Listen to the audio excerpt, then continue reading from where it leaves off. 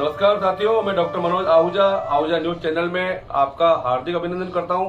Ahuja news bulletin देखने से पहले हम आपको बता दें, हमारा न्यूज चैनल कोई प्रोफेशनल चैनल नहीं है।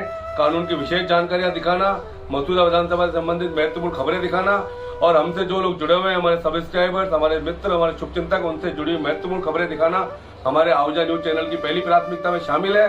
आप भी हमारे आहूजा न्यूज चैनल के सदस्य बने। अगर आपने हमारे चैनल को सब्सक्राइब नहीं किया है तो सब्सक्राइब करें। तो आइए देखते हैं आज की विशेष खबरें आहूजा न्यूज चैनल बुलेटिन। शहर की चेक अनादरण से संबंधित मामलों की अदालत विशिष्ट न्यायिक मजिस्ट्रेट संख्या 1 के पीठासीन अधिकारी श्री सुजीत तंवर ने चेक अनादरण के आरोपी हेमंत किशोर शर्मा पुत्र श्री नारायण सिंह निवासी माधव द्वार आर्दशनगर अजमेर को दोष मुक्त करने के आदेश पारित किए हैं। आरोपी के अधिवक्ता यश सिंह रावत ने बताया कि परिवादी प्रमोद कुमार द्वारा धारा 138 एनआई एक्ट का परिवाद न्यायालय में पेश किया था, जिस पर आरोपी के अधिवक्ता ने प्रति परीक्षण किया तो परिवादी अपनी वित्तीय क्षमता साबित करने में असफल रहा एवं चेक में वर्णित राशि को अपनी आयकर विवरणिका में भी इसका उल्लेख नहीं होने से राशि देने का तथ्य साबित नहीं कर पाया। दौरान बहस अभियुक्त की ओर से अधिवक्ता यश सिंह रावत व उमेश कुमार शर्मा द्वारा पेश किए गए तर्कों से सहमत होते हुए मजिस्ट्रेट ने आरोपी को बरी करने के आदेश पारित किए। नमस्कार साथियों, आज मैं आपको सेशन कोर्ट अजमेर में लेकर के आया हूँ, जहाँ की कंज्यूमर कोर्ट में आज स्केचर कंपनी के खिलाफ एक परिवाद पेश होना की जानकारी मिली है। मैं आपकी बात करवा रहा हूँ। परिवादी जो स्वयं एक अधिवक्ता है एसएन हवा, वो बताएंगे कि क्या मामला है, किस प्रकार से आपने दावा किया है, क्या रिलीफ मांगी है। सारी बातों की जानकारी के लिए मैं कनेक्ट करवा रहा हूँ आपको एडवोकेट एसएन हवा जी से। हाँ सर, बताइए सर, क्या मामला है। मैंने 1 नवंबर 2022 को स्केचर कंपनी के शूज़ खरीदे जो लगभग 9,000 रुपये के थे और शूज़ खरीदने के 2 महीने में ही शूज़ कटने लग गए, धागे निकलने लग गए। मैंने कंपनी को वापस दिखाया। कंपनी वालों ने उनको आगे फॉरवर्ड बम्बई अपने ऑफिस में भेजा, लेकिन वहाँ से आज तक न तो शूज़ को चेंज किया गया और न किसी प्रकार का कोई जवाब दिया गया, जिसको लेकर के मैंने जिला उपभोक्ता आयोग में एक मुकदमा प्रस्तुत किया है, जिस पर माननीय न्यायाधीश ने स्केचर कंपनी को और यहाँ लोकल कंपनी को दोनों को नोटिस जारी करके कारण स्पष्टीकरण मांगा है। क्या रिलीफ मांगी आपने। मैंने उसमें रिलीफ मांगी है कि जो घटिया और मैन्युफैक्चरिंग डिफेक्टेड जो शूज़ थे उनको मुझे बदल के दिया जाए और जो मानसिक ताड़ना मुझे हुई है उसके भी मुझे अल्पोस दिलाया जाए। शुभ नाम आपका। सत्यनारायण हवा।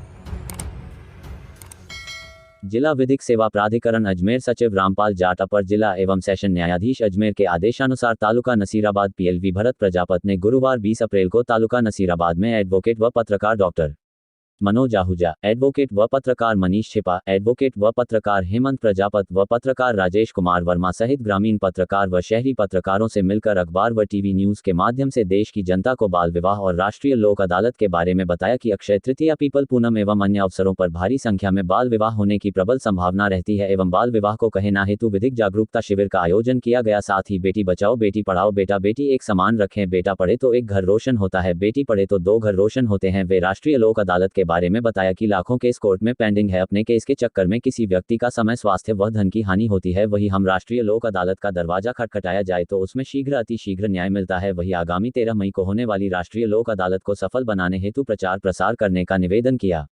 वहीं प्रजापति ने बताया कि सचिव विधिक सेवा प्राधिकरण रामपाल जाट के निर्देश से उन्होंने आज पत्रकारों से मीटिंग कर लोक अदालत व विधिक सेवा प्राधिकरण से संबंधित विषयों का प्रचार व प्रसार करने का निवेदन किया है।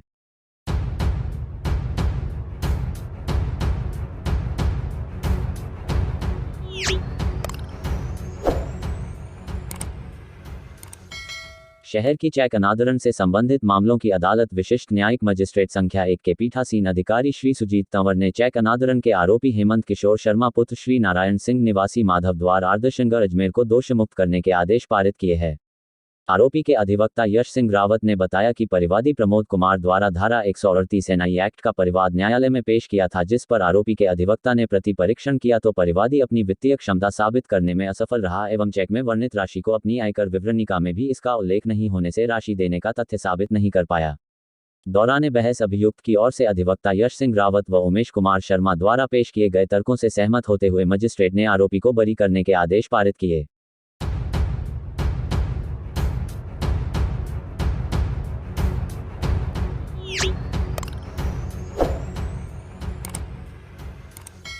मसूदा तहसील क्षेत्र के किसी भी भाग को नवसृजित केकड़ी प्रशासनिक क्षेत्र में शामिल करने के विरोध में आज गुरुवार को मसूदा के आम नागरिकों व सभी राजनीतिक दलों एवं संगठनों ने मुख्यमंत्री के नाम उपखंड अधिकारी को ज्ञापन सौंपा। उपखंड अधिकारी भरत राज गुर्जर को मुख्यमंत्री के नाम सौंपे ज्ञापन में बताया कि मसूदा क्षेत्र के लिए आपकी नेतृत्व वाली सरकार ने पिछले कुछ सालों में कई सौगातें मसूदा क्षेत्र को दी है, जिससे निश्चय ही मसूदा के विकास को गति मिलेगी। क्षेत्र के प्रत्येक नागरिक में राज्य सरकार की लोकप्रिय छवि बनी हुई है, परंतु मसूदा तहसील क्षेत्र को अतिरिक्त जिला कलेक्टर केकेडी के अधीन किया जाने या केकेडी जिले में शामिल किए जाने से वो छवि खराब हो जाएगी। इस बात का अंदाजा इसी से लगाया जा सकता है कि जैसे ही मसूदा तहसील को नवसृजित होने वाले केकेडी अतिरिक्त जिला कलेक्टर के क्षेत्राधीन रखने की सूचना ग्रामीणों को मिली, ग्रामीणों में भारी रोष व्याप्त हो गया है। सभी नागरिक, सभी दलों के व्यक्ति, सभी जनप्रतिनिधि, सभी सामाजिक संगठन एक राय होकर एवं एक स्वर में इस निर्णय का विरोध कर रहे हैं। ज्ञापन में बताया कि मसूदा से वर्तमान जिला प्रशासनिक कार्यालय अजमेर से 50 किलोमीटर पर है। नवसृजित ब्यावर जिले की सीमा मसूदा के लगते हुए है, अर्थात सीधे जुड़ा है, जो मसूदा मुख्यालय से महज 18 किलोमीटर है। अजमेर व ब्यावर दोनों शहर बड़े व्यापारिक केंद्र व बड़े बाजार तथा सर्वोत्तम चिकित्सा सुविधाओं से युक्त शहर है। ऐसे में यदि व्यक्ति प्रशासनिक कार्य से जाता है तो एक साथ अन्य कई कार्य भी कर लेता है। दोनों ही शहर मसूदा तहसील से होकर निकल रहे नेशनल हाईवे सम 8 रेलवे स्टेशन से सीधा जुड़े होने से प्रतिदिन लोगों का ब्यावर एवं अजमेर आना जाना होता है। यातायात के भी लगातार नियमित साधन मिल जाते हैं। वर्तमान में मसूदा क्षेत्र का अपर जिला एवं सेशन न्यायालय ब्यावर है, अतः मुकदमा के पक्षकारों को परेशानी नहीं होती है। वे न्यायिक कार्य निपटाकर शीघ्र वापस मसूदा आकर अपने रोजगार में लग जाते हैं। कोषालय व अन्य कई कार्यालय ब्यावर होने से आमजन को अधिक दूरी व अधिक समय नहीं खर्च करना पड़ता है। वहां भी सीधे साधन होने से आमजन को परेशानी नहीं होती है, जबकि केकेडी मसूदा से लगभग 100 किलोमीटर दूर है। मसूदा तहसील क्षेत्र को या तो नवसृजित होने वाले ब्यावर जिले के प्रशासनिक क्षेत्राधिकार में रखा जावे अथवा यथावत अजमेर जिले में ही रखे जाने की मांग की। मसूदा क्षेत्रवासियों के रोष को देखते हुए 3 दिवस में नवीन आदेश जारी करने की मांग करते हुए इस समयावधि में उचित मांगों को नहीं माने जाने पर मजबूरन ग्रामीण मसूदा तहसील क्षेत्र के प्रत्येक ग्राम में एवं मसूदा प्रशासनिक मुख्यालय पर धरना आंदोलन व चक्का जाम व असहयोग आंदोलन करेंगे, जिसकी जिम्मेदारी राज्य सरकार की होगी तथा ग्रामीणों को न्यायालय की शरण लेने हेतु मजबूर होना पड़ेगा।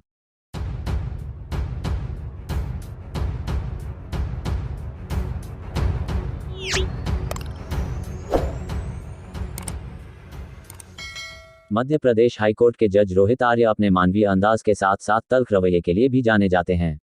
उनकी बेंच की सुनवाई काफी मशहूर है। जज रोहित आर्य जब किसी मामले को सुनते हैं तो उस मामले से जुड़े अधिकारियों पर शामत आई रहती है। अधिकारियों की थोड़ी सी भी गलती घपलेबाजी मिलने पर जज रोहित आर्य उनकी कायदे की खटिया खड़ी कर डालते हैं और ऐसे में अधिकारियों के मुंह से फिर आवाज नहीं निकलती। फिलहाल जज रोहित आर्य की एक ताजी सुनवाई इस समय काफी चर्चा में है। दरअसल जज रोहित आर्य ने हाल ही में रेत के अवैध खनन के एक मामले को लेकर सुनवाई की और इस बीच माइनिंग विभाग के डिप्टी डायरेक्टर को अपने अड़गड़े में ले लिया। जज रोहित आर्य ने डिप्टी डायरेक्टर को झाड़ लगानी शुरू कर दी।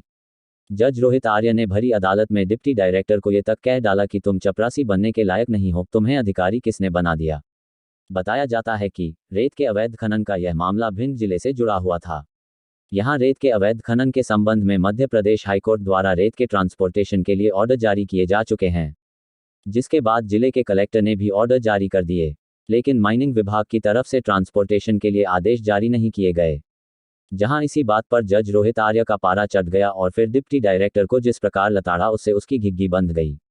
बताते हैं कि जज रोहित आर्य ने जब डिप्टी डायरेक्टर से सवाल किया कि आदेश जारी होने के बावजूद माइनिंग विभाग ने ट्रांसपोर्टेशन के लिए आगे काम क्यों नहीं किया, तो इस पर डिप्टी डायरेक्टर के पास कोई उचित जवाब नहीं था, जिसके बाद जज रोहित आर्य को गुस्सा आ गया।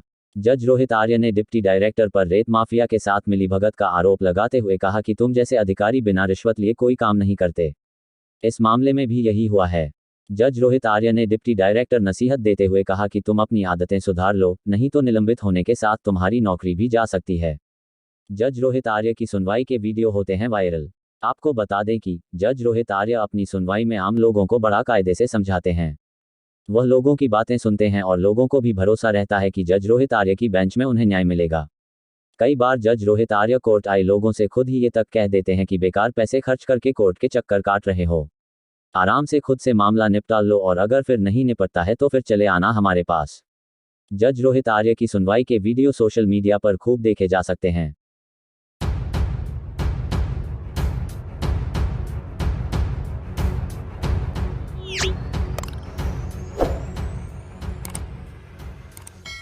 इलाहाबाद उच्च न्यायालय ने आंध्र प्रदेश उच्च न्यायालय के सेवानिवृत्त न्यायाधीशों की तर्ज पर उच्चतम न्यायालय और उच्च न्यायालय के सेवानिवृत्त न्यायाधीशों को दी जा रही सुविधाओं पर पुनर्विचार के लिए सेवानिवृत्त न्यायाधीशों द्वारा दायर याचिका पर श्री शाहिद मंजर अब्बास रिजवी, सचिव वित्त छोटाऊ और विशेष सचिव वित्त श्री सरयू प्रसाद मिश्र को हिरासत में ले लिया है।